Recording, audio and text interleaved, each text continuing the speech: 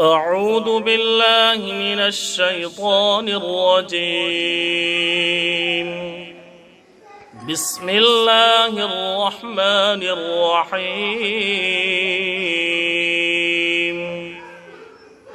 القارعة ما القارعة وما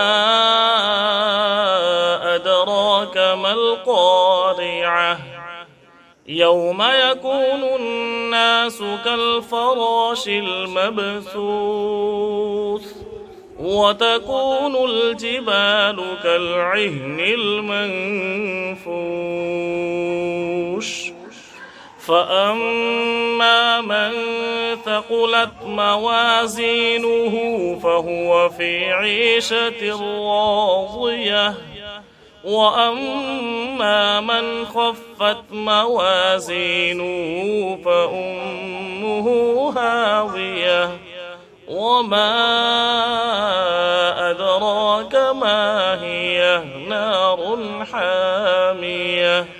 صدق الله العظيم.